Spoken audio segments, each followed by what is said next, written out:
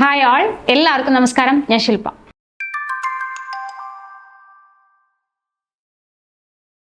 പലതവണ പരീക്ഷ എഴുതിയിട്ടും കേട്ടിട്ട് നേടാത്തവരാണ് എങ്കിൽ നിങ്ങൾ ഈ ഒരു വീഡിയോ സ്കിപ്പ് ചെയ്യാതെ അവസാനം വരെ കാണുക.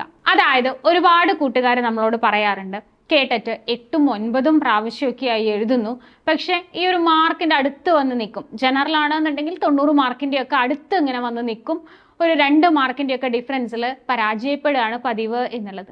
അപ്പോൾ അങ്ങനെയുള്ളവരാണ് എങ്കിൽ നിങ്ങൾ തീർച്ചയായിട്ടും ഈ വീഡിയോ കാണുക. ഇവിടെ നിങ്ങൾ ശ്രദ്ധിക്കേണ്ട കുറച്ച് കാര്യങ്ങളുണ്ട്. പല പ്രാവശ്യം എഴുതി പരാജയപ്പെട്ടവര് ഓൾറെഡി ഈ ഒരു പരീക്ഷയെ ഇനി വളരെയധികം ടെൻഷനോട് കൂടി തന്നെയാണ് കാണുന്നത്. കാരണം നിങ്ങൾക്ക് ചുറ്റുമുള്ളവര് അല്ലെങ്കിൽ നിങ്ങളോടൊപ്പം പഠിച്ചവരെല്ലാം ഒരു അറ്റംപ്റ്റിൽ അല്ലെങ്കിൽ മിനിമം ഒരു 3 അറ്റംപ്റ്റില് അവര് പാസ്സായിപ്പോയി അല്ലെ. നിങ്ങളാണ് 5ഉം 6ഉം 7ഉം പ്രാവശ്യം എഴുതി ഇത് ഇപ്പോഴും ക്ലിയർ ചെയ്യാതെ ഇരിക്കുന്നത്. അപ്പോൾ നിങ്ങൾക്ക് തന്നെ ഒരു ടെൻഷനും അതുപോലെ തന്നെ ഒരു അപകർഷതാബോധമൊക്കെ നിങ്ങളുടെ ഉള്ളിൽ ഉണ്ട്. അതുകൊണ്ട് തന്നെ പരീക്ഷയ്ക്ക് തയ്യാറെടുക്കുമ്പോൾ നമുക്ക് പ്രോപ്പറായിട്ട് തയ്യാറെടുപ്പുകൾ നടത്താൻ പറ്റാറില്ല. അപ്പോൾ ഇനി ഈ ഒരു പരീക്ഷ 5ഉം 6ഉം തവണ പരാജയപ്പെട്ടിട്ട് എഴുതുന്നവരാണ് എങ്കിൽ നിങ്ങൾ ഈ ഒരു പരീക്ഷയെ ആദ്യമായിട്ട് എഴുതുന്ന പരീക്ഷയായി സങ്കല്പിച്ച് ആ ഒരു മൈൻഡ് സെറ്റോട് കൂടി തന്നെ നിങ്ങൾ അറ്റൻഡ് ചെയ്യാം. അതായത് നമ്മൾ ആദ്യം എഴുതുമ്പോൾ നമുക്കൊരു കൂളായിരിക്കും അല്ലെ, നമുക്കറിയില്ല ഇതെങ്ങനെയായിരിക്കും ഈ ഒരു പരീക്ഷ എന്ന്. എന്നാൽ ആദ്യത്തെ പ്രാവശ്യം പരാജയപ്പെടുമ്പോൾ രണ്ടാമത് എഴുതുമ്പോഴും നമുക്ക് ടെൻഷനാണ്. കാരണം കഴിഞ്ഞ പ്രാവശ്യം ഇങ്ങനെയായിരുന്നു ചോദ്യങ്ങൾ, ഇപ്രാവശ്യം അങ്ങനത്തെ ടൈപ്പ് ചോദ്യങ്ങൾ വന്നാൽ എനിക്ക് എഴുതാൻ പറ്റുമോ? ഇതേ അവസ്ഥ തന്നെയാണ് 3ഉം 4ഉം 5ഉം പ്രാവശ്യമൊക്കെ എഴുതുമ്പോഴും നമുക്ക് കൂടി വരുന്നത്. അപ്പോൾ നിങ്ങൾ ഒരുപാട് തവണ പരാജയം ഏറ്റുവാങ്ങിയവരാണ് എങ്കിൽ നിങ്ങൾ മൈൻഡിനെ ഒന്ന് പാകപ്പെടുത്തുക. എന്താണ് ഇത്? ഞാൻ ആദ്യമായിട്ട് എഴുതാൻ പോകുന്ന പരീക്ഷയാണ്, ഇത് എനിക്ക് നേടിയെടുക്കാനായിട്ട് പറ്റും, വലിയ ബുദ്ധിമുട്ടുള്ള ഒന്നുമല്ല. കഴിഞ്ഞ പ്രാവശ്യം എഴുതിയതിൻ്റെ ആ തോൽവിയുടെ കാര്യങ്ങളൊന്നും തന്നെ ചിന്തിക്കാതെ നിങ്ങൾ ആദ്യമായി എഴുതുന്ന ഒരു പരീക്ഷയായി ഇതിനെ കണക്കാക്കുക. നിങ്ങൾക്ക് ഈ ഒരു പരീക്ഷ കൃത്യമായിട്ട് ക്രാക്ക് ചെയ്യാനായിട്ട് പറ്റും. ഇനി നിങ്ങൾ ശ്രദ്ധിക്കേണ്ട മറ്റൊരു കാര്യം, നിങ്ങൾ ഏതൊരു കാറ്റഗറി എഴുതുന്നവരാണ് എങ്കിലും പല പ്രാവശ്യം എഴുതിയവരാണ് എങ്കിലും നിങ്ങൾ എന്ത് ചെയ്യണം? ഒരു ക്വസ്റ്റ്യൻ പേപ്പർ നിങ്ങൾ എഴുതി നോക്കണം. 150 മാർക്കിന്റെ ഒരു ക്വസ്റ്റ്യൻ പേപ്പർ, അതായത് കൃത്യമായി സമയമെടുത്ത് 2.5 മണിക്കൂർ എടുത്ത് നിങ്ങൾ എന്ത് ചെയ്യണം? എഴുതി നോക്കണം. ഒരുപാട് ക്വസ്റ്റ്യൻ പേപ്പറുകളൊന്നും ചെയ്ത് നോക്കരുത്. കൃത്യമായി കഴിഞ്ഞ പ്രാവശ്യം നടന്ന പരീക്ഷയുടെ ക്വസ്റ്റ്യൻ പേപ്പർ എടുക്കുകയാണ് കൂടുതൽ നല്ലത്. എഴുതി നോക്കുക. എഴുതി നോക്കിയിട്ട് നിങ്ങൾ ഓരോ ടോപ്പിക്കിലും, അതായത് മലയാളത്തിൽ എത്ര മാർക്ക് കിട്ടി, ഇംഗ്ലീഷിൽ എത്ര മാർക്ക് കിട്ടി, ഇപ്പോൾ കേട്ടിട്ട് കാറ്റഗറി 1 ആണെന്നുണ്ടെങ്കിൽ മാത്സിൽ എത്ര കിട്ടി, സൈക്കോളജിയിൽ എത്ര കിട്ടി, അതിനെ നിങ്ങൾ തരം തിരിക്കുക. തരം തിരിച്ചിട്ട് നിങ്ങൾക്ക് എഴുതാൻ അല്ലെങ്കിൽ ഏറ്റവും കൂടുതൽ മാർക്ക് സ്കോർ ചെയ്യാൻ പറ്റുന്ന സബ്ജക്റ്റ് ഏതാണെന്നും അല്ലെങ്കിൽ വീക്കായി വരുന്ന സബ്ജക്റ്റ് ഏതാണെന്നും നിങ്ങൾ തന്നെ മനസ്സിലാക്കുക. അപ്പോൾ ഒരുപാട് ക്വസ്റ്റ്യൻ പേപ്പറുകൾ എഴുതി കഴിഞ്ഞാൽ നമുക്ക് എന്താണ്, ഒരുപാട് ക്വസ്റ്റ്യൻ പേപ്പറുകളുടെ ആ ടഫ്നെസ് വ്യത്യാസം ഉണ്ടാവും അല്ലെ. അപ്പൊ നമുക്ക് നമ്മളെ തന്നെ അനലൈസ് ചെയ്യാൻ കുറച്ച് ബുദ്ധിമുട്ട് തോന്നും.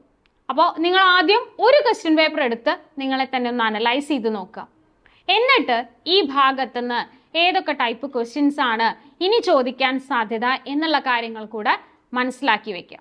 ഇനി നിങ്ങൾക്ക് ചെയ്യാനുള്ളത് എന്താണ്? കൃത്യമായി പഠനം ആരംഭിക്കുക എന്നുള്ളതാണ്. ഇപ്പൊ നിങ്ങൾക്ക് മനസ്സിലായി നിങ്ങളുടെ സ്ട്രോങ് സബ്ജക്റ്റും വീക്ക് സബ്ജക്റ്റും ഏതാണ് എന്നുള്ള കാര്യം അല്ലെ. ഇനി നമുക്ക് പഠനത്തിലേക്ക് വരാം. പഠനത്തിലേക്ക് വരുമ്പോൾ ഒരുപാട് ആൾക്കാർക്ക് കൺഫ്യൂഷനാണ്, എങ്ങനെ പഠിച്ചു തുടങ്ങും, എവിടെ നിന്ന് പഠിച്ചു തുടങ്ങും.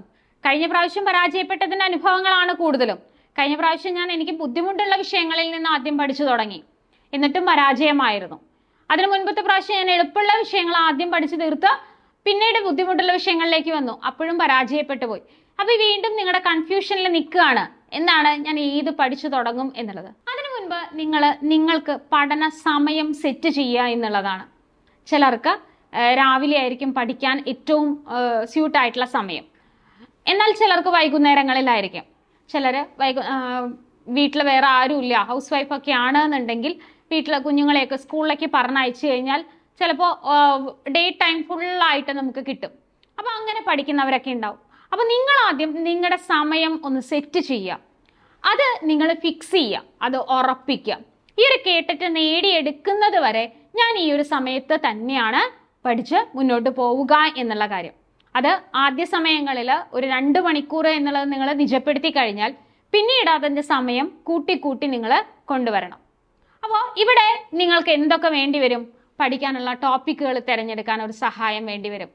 അതുപോലെ തന്നെ ഇടയ്ക്കിടയ്ക്ക് നമ്മൾ പൊതുവേ അങ്ങനെ തന്നെയാണ്, ഏതൊരു പരീക്ഷയ്ക്ക് തയ്യാറെടുക്കുമ്പോഴും ഇടയ്ക്ക് നമ്മളൊന്ന് ഡൗൺ ആയി പോകും. അപ്പോൾ നമുക്ക് മോട്ടിവേഷൻ്റെ ഒക്കെ ആവശ്യം വരും. അപ്പോൾ കൃത്യമായിട്ട് മോട്ടിവേഷൻ ക്ലാസ്സുകളും അതേപോലെ തന്നെ നമുക്ക് അഡീഷണൽ വർക്കൗട്ടുകളും ഓരോ ഭാഗങ്ങളും ഇന്ന രീതിയിൽ പഠിക്കണം എന്ന് പറഞ്ഞു തരാൻ ഒരാളൊക്കെ ചിലപ്പോൾ ആവശ്യമായിട്ട് വരും, അല്ലേ?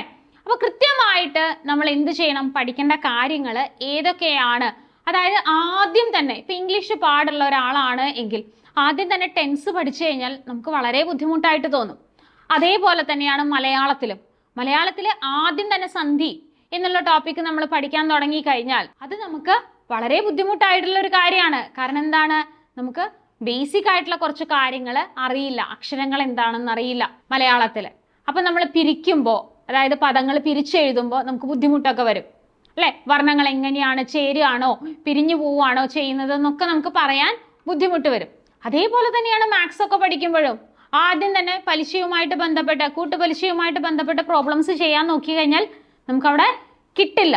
അപ്പോൾ ആദ്യം നമ്മൾ ശതമാനം, അതിനു മുമ്പ് സംഖ്യകൾ, ഇങ്ങനെ നമ്മൾ ബേസ് മുതലുള്ള കാര്യങ്ങൾ പഠിച്ചു തുടങ്ങണം. മനസ്സിലായോ? അപ്പോൾ നമ്മൾ എന്ത് ചെയ്യണം? ഏതൊരു സബ്ജക്റ്റ്, നിങ്ങളുടെ ഫേവറേറ്റ് സബ്ജക്റ്റ് ആയാലും നിങ്ങളുടെ വീക്ക് സബ്ജക്റ്റ് ആണ് എങ്കിലും നിങ്ങൾ എന്ത് ചെയ്യുക? ബേസ് മുതലുള്ള കാര്യങ്ങളെ പഠിച്ചു തുടങ്ങാനായിട്ട് ശ്രമിക്കുക. അപ്പോൾ ഇങ്ങനെ ബേസ് മുതലുള്ള കാര്യങ്ങൾ നിങ്ങളിലേക്ക് എത്തിക്കാനായിട്ടാണ് കോമ്പറ്റേറ്റീവ് ക്രാക്കർ പുതിയ കേട്ടറ്റ് ബാച്ചുമായിട്ട് നിങ്ങളുടെ അടുത്തേക്ക് വരുന്നത്. അപ്പോൾ ഇതുപോലെ ഒരുപാട് പ്രാവശ്യം എഴുതി ഒരുപാട് തോൽവികൾ ഏറ്റുവാങ്ങിയവരാണ് എങ്കിൽ നിങ്ങൾ തീർച്ചയായിട്ടും ഇങ്ങോട്ട് പോന്നോളൂ. നിങ്ങളെ സിസ്റ്റമാറ്റിക് ആയിട്ട് ആദ്യം ബേസ് മുതലുള്ള കാര്യങ്ങൾ പഠിച്ച് നമുക്ക് ഇപ്രാവശ്യത്തെ കേട്ടിട്ട് നേടിയെടുക്കാനായിട്ട് പറ്റും. അപ്പം അതിനു മുൻപ് നിങ്ങൾ മൈൻഡ് ഒന്ന് സെറ്റ് ചെയ്യണം. അത് ഞാൻ പറഞ്ഞ കാര്യങ്ങൾ നിങ്ങൾ ശ്രദ്ധിക്കണം. ആദ്യമായിട്ട് എഴുതുന്ന ഒരു പരീക്ഷയാണ്, ആ ഒരു മൈൻഡ് സെറ്റോട് കൂടി വേണം നിങ്ങൾ ഈ ഒരു പരീക്ഷയെ സമീപിക്കാനായിട്ട്. അതുപോലെ തന്നെ ഉറച്ച വിശ്വാസം വേണം നിങ്ങൾക്ക്. എന്ത്? ഇപ്രാവശ്യം ഈ കേട്ടിട്ട് എനിക്ക് നേടിയെടുക്കാനായിട്ട് സാധിക്കും. ഈ രണ്ട് വിശ്വാസങ്ങളും നിങ്ങൾക്ക് ഉണ്ട് എങ്കിൽ ധൈര്യമായി കോമ്പറ്റേറ്റീവ് ക്രാക്കറിൽ ജോയിൻ ചെയ്തോളൂ. നിങ്ങളെ വിജയത്തിലേക്ക് കൊണ്ടുപോകാനായിട്ട് ഞങ്ങൾ എല്ലാവരും നിങ്ങളോടൊപ്പം തന്നെയുണ്ട്. അപ്പോൾ പുതിയ ബാച്ചുകൾ ആരംഭിച്ചിട്ടുണ്ട്. പുതിയ പരീക്ഷയുടെ നോട്ടിഫിക്കേഷൻ ഒന്നും വന്നിട്ടില്ല. അതുകൊണ്ട് തന്നെ പഠിച്ചു തുടങ്ങാനുള്ള സമയം കൂടിയാണിത്. പുതിയ നോട്ടിഫിക്കേഷൻ വരുമ്പോഴേക്കും നമുക്ക് സിലബസിന്റെ ഒരുപാട് കാര്യങ്ങൾ പഠിച്ചു തീർത്ത് റിവിഷന് വേണ്ട സമയം കണ്ടെത്താനായിട്ട് സാധിക്കും. അപ്പോൾ പുതിയ ബാച്ചുകൾ ആരംഭിച്ചിട്ടുണ്ട്. കേഡറ്റ് കാറ്റഗറി 1, 2, 3 എല്ലാ സബ്ജക്റ്റുകളും, അതേപോലെ തന്നെ കാറ്റഗറി 4ഉം നമ്മുടെ കോമ്പറ്റേറ്റീവ് ക്രാക്കറിൽ അവൈലബിൾ ആണ്. കൂടുതൽ വിവരങ്ങൾക്ക് താഴെ കാണുന്ന നമ്പറിൽ കോൺടാക്ട് ചെയ്യുക. 8589083568 ഇതാണ് നമ്മുടെ നമ്പർ. ഈ ഒരു ചാനൽ ആദ്യമായിട്ടാണ് കാണുന്നത് എങ്കിൽ സബ്സ്ക്രൈബ് ചെയ്യുക, കൂട്ടുകാർക്ക് ഷെയർ ചെയ്യുക. എല്ലാവർക്കും നന്ദി. താങ്ക്